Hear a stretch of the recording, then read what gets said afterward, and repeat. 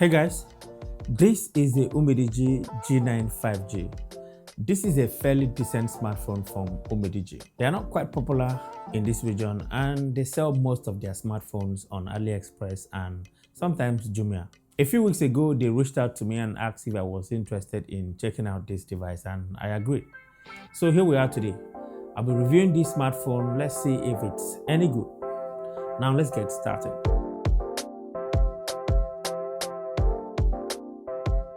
First off, this is a sub 200,000 naira smartphone, and with that in mind, you may want to lower your expectations a little bit. You can get this smartphone on AliExpress for less than 200,000 naira, and at that price, you're getting a smartphone that is equipped with 6GB of RAM, a Unisoc T765G processor, and 128GB of storage. That is pretty decent if you ask me.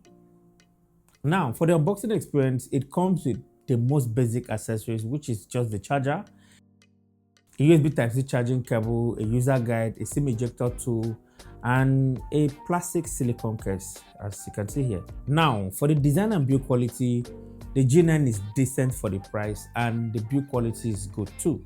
If I want to comment on the design, it reminds me of most budget smartphones released 2 years ago.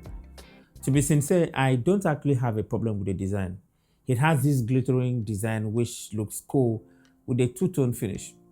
The lower part is matte, which helps in protecting the device against fingerprint and smudges. On the right side of the device, we have the power button and the volume rocker keys. The power button is where the fingerprint is located. I like how fast and responsive it is, and it actually works great for a budget device. On the left side is a SIM card tray and this key right here that Umidigi calls Express key, and I happen to like it a lot. You can map it to carry out certain tasks on the phone. You can set it to open an app on long press or double click. And it is quite simple. All you have to do is to go to the settings app, then you locate Express key. Then from there you can see where it says long press and you see the second option that says double click. If you click on the one that says long press, you can actually map it to suit anything from the options here, or you can go to the application options and pick any application that you want to map it to. The same thing is applicable to the double click. Tap on that and you can map it to any of these options here or an app, which I feel is quite useful, and I feel like it's a little nice key to have on a smartphone, which is very impressive. Now, at the bottom of the device, we have a microphone, a USB Type-C charging port, and a speaker grill. On top of the device, we have another microphone and a 3.5mm headphone jack. On the back of the device, we have a 50 megapixels camera, a 2 megapixels macro lens, and a 2 megapixel step sensor, and a ring flashlight. I don't know if I can call this a ring flashlight, but it is there. Then in front of the device, you get a 720p 90Hz IPS LCD display with a U-shaped notch that houses an 8 megapixel selfie camera. Guys, as far as the display goes, this is in line with what you get with other devices in its price category. Watching videos and general media consumption is fine for the price. Remember, I told you to try and lower your expectation. If you plan on getting this device, the display won't be an issue at all. The brightness level is capped at 450 nits, and some people might find it difficult to see under direct sunlight. I really wish Umidigi was able to use a much brighter display. Other than that, the display is okay. Now let's talk about performance. The Umidigi G9 5G comes with a Unisoc T765G CPU, which is a processor designed for mid-range devices. This processor is comparable to the MediaTek Helio G99, and in most cases it actually beats that processor, that's the Helio G99. Additionally, it's a 5G processor, so it's going to be slightly more efficient than the MediaTek Helio G99 chipset. And from the Geekbench and Antutu results shown here, it shows how capable this device is. My unit is paired with 6GB of RAM and 128GB of storage. Having enough RAM will help a lot in multitasking and general responsiveness. Now, if 6GB of RAM is not enough for you, the G9 also has RAM expansion that enables you to extend the RAM and get up to 12GB of RAM in total. But have it in mind that it will impact your storage capacity. Now, when it comes to real-world performance, I am happy to tell you that performance is very okay for day-to-day tasks. And just like most phones in this price category, you're going to experience a few hiccups here and there, but the overall performance is very, very good. Basic stuff like surfing the web, jumping from one social media app to another, texting and chatting, you're going to be absolutely fine with this device. Then for gaming, I played Call of Duty Mobile and the gameplay was very okay. Additionally, the 90Hz refresh rate on here makes scrolling and navigating through the user interface slightly more responsive. Android 14 is what the G9 comes with, and while the user experience isn't as refined as those from established brands, it manages to get most basic stuff right. The user interface is not that polished. That's one thing I don't like about it.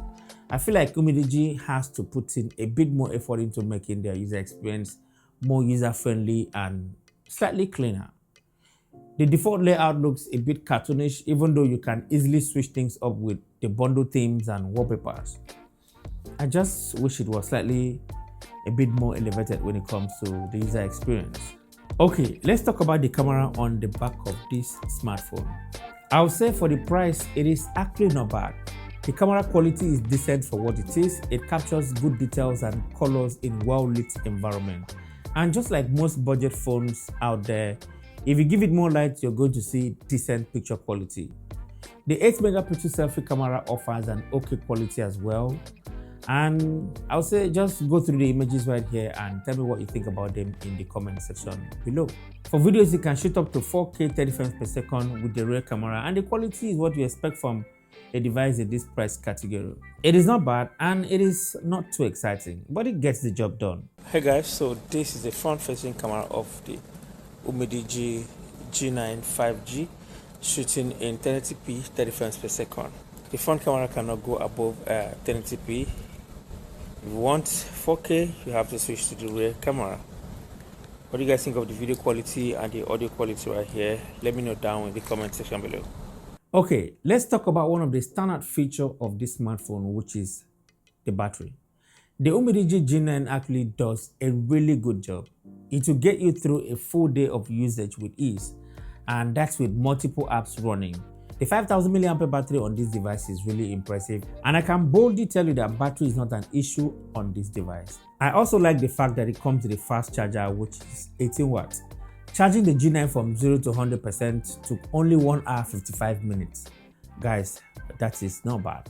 In summary, the Umidigi G9 5G is a decent smartphone that offers excellent value for money.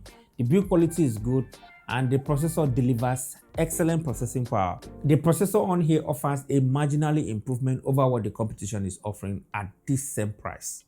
However, the camera and the user experience still require some improvement. Other than that, this is quite decent. Now, do I recommend it? Well, if you're in the market for an affordable device with a very good performance, I think this device is worth considering. So that is it, my review of the Umidigi G9 5G. What do you think? Kindly share with me in the comment section below. If you enjoyed watching this video, kindly give me a like and subscribe to the channel. Thank you so much for watching, and I guess I'll talk to you in the very next one. Happy New Year in advance, guys. Thank you so much for an amazing 2024. We'll do it again in 2025. Thank you once again.